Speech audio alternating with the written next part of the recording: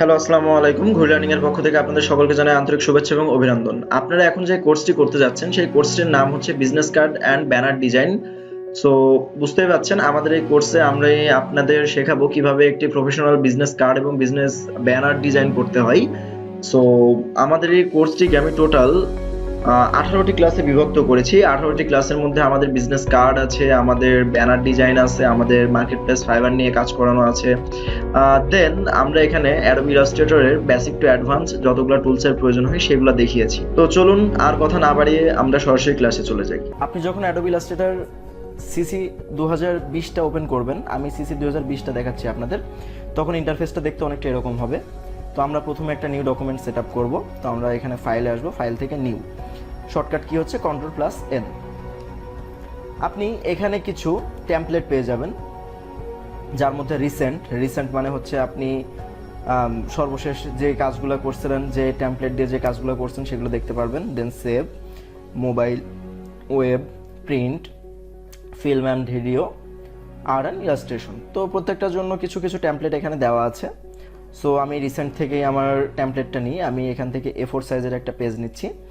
এটাকে আপনি কাস্টমভাবে নিতে পারেন। আপনি এখান থেকে ইঞ্চিতে এসে আপনার ইঞ্চিটা আপনি এখানে হাইড অ্যান্ড ওয়াইডে বসাতে পারেন। দেন আপনি এটাকে পিক্সেলে নিতে পারেন। দেন আপনি চারিপাশে ব্লিড নিতে পারেন। ব্লিড জিনিসটা কি, এটা আমরা যখন প্রজেক্টে কাজ করব তখন আমরা বুঝবো। আপাতত শুধুমাত্র আমরা জেনে রাখি এখান থেকে আমরা ব্লিড নিতে পারি।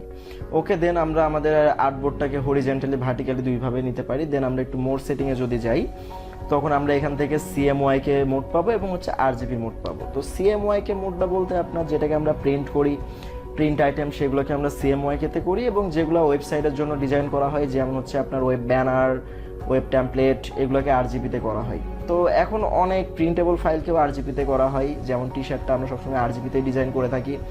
দেন হচ্ছে রেজুলেশনটা হচ্ছে 300 পিপিআই, আমরা এটাতেই সবসময় রাখার চেষ্টা করব। বাট কখনো যদি আপনারা ওয়েব ব্যানার কিংবা ওয়েব অ্যাড ডিজাইন করে থাকেন তখন আপনারা 72 পিপিআইতে কাজ করতে পারেন। দেন হচ্ছে আমাদের ডকুমেন্ট নেম। সো এখানে আমরা ডকুমেন্ট নেম দিতে পারি। সো আমি এটাকে ডেমো হিসেবে একটা তৈরি করতেছি। তো আমি এখান থেকে ক্রিয়েট ডকুমেন্টের উপরে ক্লিক করব। ওকে, দেন আমার ফুল একটা আর্টবোর্ড চলে আসলো। আমাদের সাদা যে অংশটুকু দেখতে পাচ্ছেন এটা হচ্ছে আমাদের আর্টবোর্ড। অ্যান্ড আমাদের উপরে ফাইল, এডিট, অবজেক্ট এটা দেখতেছেন, এগুলোকে বলা হচ্ছে মেনু বার। আর এর নিচে যেই অপশনগুলো দেখতে পাচ্ছেন এগুলোকে বলা হচ্ছে সাব মেনু বার, আর এইগুলোকে বলা হয় হচ্ছে টুল বার। এই যে আমাদের এখানে যেগুলো দেখতে পাচ্ছেন এগুলো প্রত্যেকটাকে আমাদের টুল বার বলা হয়। আর ডাইন সাইডে এটা আছে, এটাকেও একটা অপশন বলতে পারেন। এখান থেকে আমাদের এসেনশিয়াল যে কাজগুলো আছে, যেগুলো আমাদের খুব বেশি গুরুত্বপূর্ণ, সবসময় প্রয়োজন হয়, সেগুলো আমরা ডান সাইডে রেখে দিই।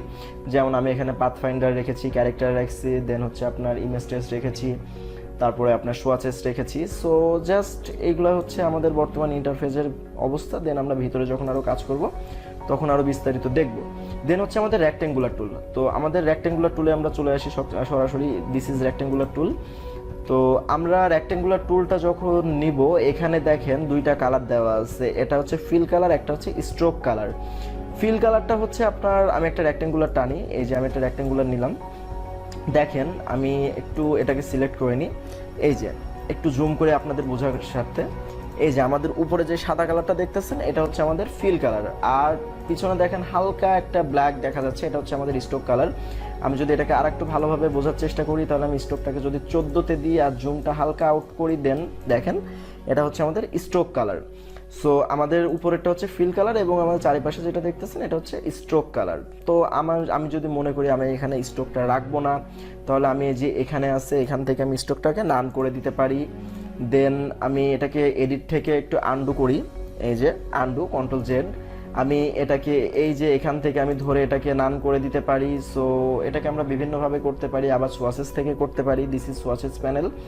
যদি আপনাদের সোয়াসেস প্যানেলটা না থাকে তাহলে আপনি উইন্ডোতে আসবেন, উইন্ডো থেকে একটু নিচে আসেন, একটু নিচে আসলে এই যে সোয়াসেস অপশনটা আছে এটার উপরে টিক দিয়ে দিবেন, দিলে আপনাদের এই সোয়াসেস প্যানেলটা চলে আসবে।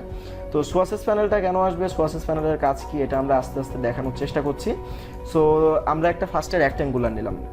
তো আমি রেক্ট্যাঙ্গুলার টুলের তাতে আবার একবার ক্লিক করি। এখানে একটা জিনিস খেয়াল করেন, রেক্ট্যাঙ্গুলারের সাইডে একটা ছোট্ট অ্যারো চিহ্ন দেখা যাচ্ছে, প্রত্যেকটা টুলের ভিতরেই আছে। এই অ্যারো চিহ্নটা মানে হচ্ছে এর ভিতরে আমার আরও কিছু টুল আছে। আমি রেক্ট্যাঙ্গুলারের উপর যদি রাইট ক্লিক করি তাহলে রেক্ট্যাঙ্গুলারের ভিতরে আর কি কি টুলস আছে সেগুলো আমরা এখানে দেখতে পারবো। তো আমরা প্রত্যেকটা টুলেরই কাজ দেখব। প্রথমে আমরা রেক্ট্যাঙ্গুলারের কাজটা একটু দেখি। তো রেক্ট্যাঙ্গুলারটা হচ্ছে আপনি এই যে একটা বক্স আপনি ক্লিক করছেন, ক্লিক করে আমি এখন মাউসটাকে চেপে ধরে রেখেছি, আমি এটাকে যেদিকে ইচ্ছা সেদিকে নাড়াচ্ছি, ঘোরাচ্ছি।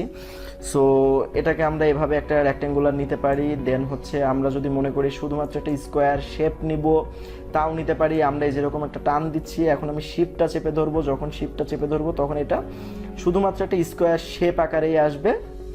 দেন স্কোয়ার শেপের আকারে আমার একটা রেক্ট্যাঙ্গুলার তৈরি হয়ে যাবে। সো আমরা যদি শিফট ধরি তাহলে টোটালি আমরা চারিদিক থেকে জিনিসটা কিভাবে পাবো, একটা আপনার স্কোয়ার আকারে পাবো।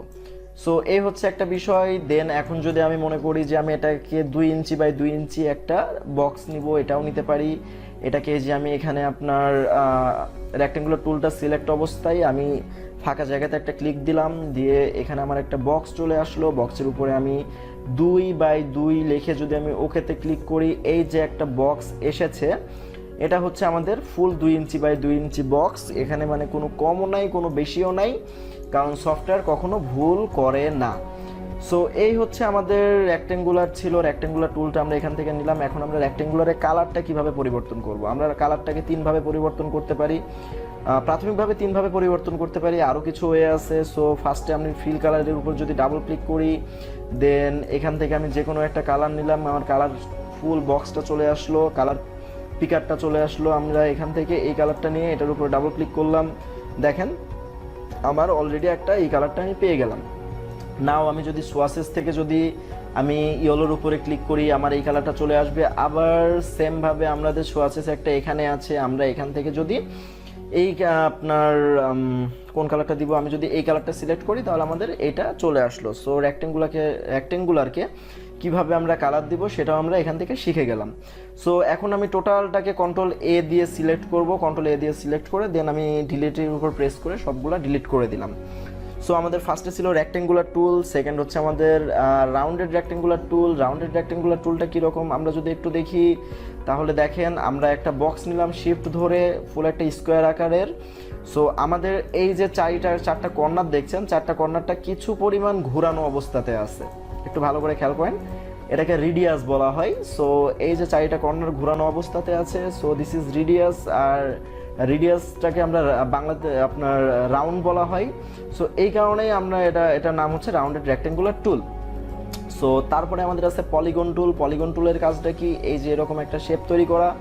দেন আমি যে কটা টুলস দেখাচ্ছি প্রত্যেকটাই আপনি যদি মনে করেন ইন্ডিভিজুয়ালি একটা নির্দিষ্ট আকারে কিংবা একটা নির্দিষ্ট মাপে নেবেন, তাহলে প্রত্যেকটা টুল সিলেক্ট করে ফাঁকা জায়গার উপরে একটা ক্লিক করবেন, ক্লিক করে আপনি কয় ইঞ্চি বক্সটা নেবেন। সো আমি ধরলাম এটাকে আমি 5 ইঞ্চি নিব। আর হচ্ছে আমাদের সাইড এখানে 6টা আছে, আমি সাইড 7টা দিব। সো তাহলে এটাকে কি তৈরি হলো দেখেন, আমাদের আগেরটাতে সাইড ছিল 6টা আর এটা হচ্ছে 7টা। সো এটাকে আমরা আরও একভাবে নিতে পারি। আমরা ফার্স্ট হচ্ছে একটা রেক্ট্যাঙ্গুলার আমরা পলিগনাল টুলটা নিলাম, নিয়ে এখন আমি একটা ক্লিক করেছি, দেখেন আমি কিন্তু মাউসের বাটনটা ছেড়ে দিই নাই। এখন কিবোর্ডের যেই অ্যারো বাটনটা আছে, আমি যদি উপরের দিকে ক্লিক করি তাহলে দেখেন আমাদের পয়েন্টগুলো বাড়তেছে বাড়তেছে বাড়তেছে বাড়তেছে, আর যদি নিচের দিকে ক্লিক করি তাহলে পয়েন্টগুলো কমতেছে কমতেছে কমতেছে কমতেছে কমতেছে, এবং ফাইনালি সে একটা ত্রিভুজ আকারে এসে থেমে যাবে। সো এই হচ্ছে একটা বিষয়। এখন ধরেন আপনার একটা ত্রিভুজ লাগবে, ত্রিভুজের সাইজটা হইতে হবে হচ্ছে 4 ইঞ্চি। আপনি ফাঁকা জায়গায় ক্লিক করলেন, 4 ইঞ্চি এখানে টাইপ করলেন, দেন ওকের উপরে একটা প্রেস করেন। সরি, এটা হচ্ছে আমাদের 4টা ছিল, সরি এটা আমাদের সাইড 4টা ছিল। সো এটা আমি আরেকবার যদি করি, এটাকে আমি 3 দিব এবং আমি সাইডটাও 3 দিব। এই যে আমার যে ত্রিভুজটা এখন তৈরি হয়ে গেছে, এটা পুরা 3 ইঞ্চি, এখানে কোনো সন্দেহ নাই, কারণ সফটওয়্যার কখনো ভুল করে না। ওকে, দেন আবার এগুলো সবগুলোকে আমি একটু ডিলিট করে দিই। নাও আমি আপনার স্টার টুলে যদি আসি, স্টারটাও সেম। এই যে আপনি যখন শিফট ধরে এটাকে প্রেস করবেন তখন স্টারটা একটা সোজা স্টার তৈরি হবে, যখন আপনি এটাকে শিফট বাদে করবেন তখন আপনি নিজের ইচ্ছা মতো স্টারটা তৈরি করতে পারবেন। আবার যদি মনে করেন আপনার নির্দিষ্ট একটা মাপের স্টার লাগবে, তাও আপনি করতে পারেন, কোনো সমস্যা নাই। এই যে এটা আপনার সরি, এটা হচ্ছে আমাদের পয়েন্টস আছে 5, আর এটা হচ্ছে আমাদের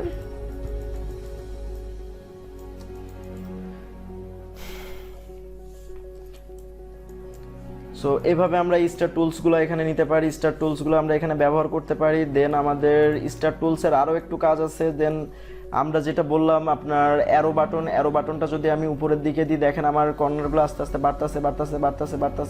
বাড়তেছে। এখন যদি ছেড়ে দিই তাহলে এরকম টোটালি একটা সুন্দর ফুল কিন্তু আমরা শুধুমাত্র স্টার দিয়েই তৈরি করে ফেলতে পারলাম।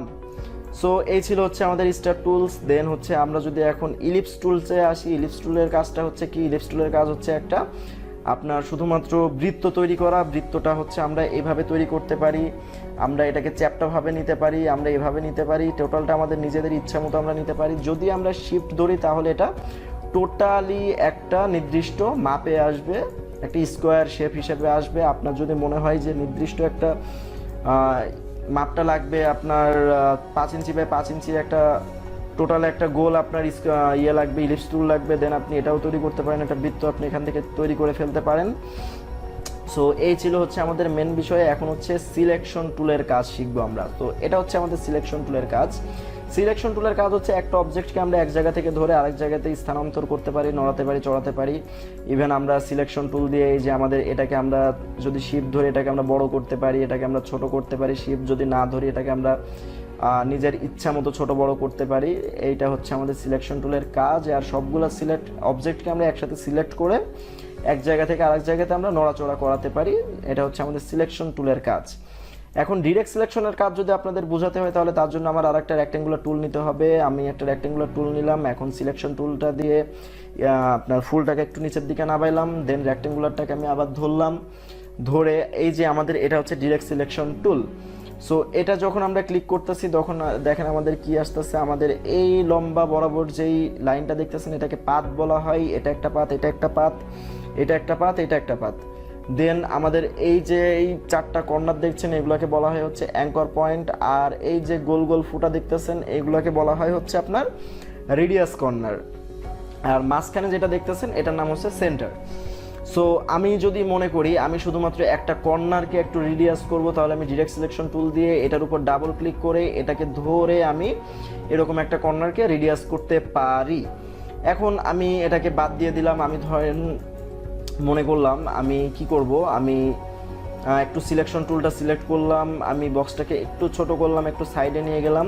এখন একটা অবজেক্ট থেকে আরেকটা অবজেক্ট যখন আমরা কপি করব, মানে একটা রেক্ট্যাঙ্গুলার আছে আমরা আরেকটা রেক্ট্যাঙ্গুলারে কপি করব, তখন আমরা কিভাবে কপি করব, অল্টারটা প্রেস করব। দেখেন এখন আমি এটাকে কপি করতে পারতাছি, তবে যেখানে ইচ্ছা সেখানে নিয়ে যেতে পারছি।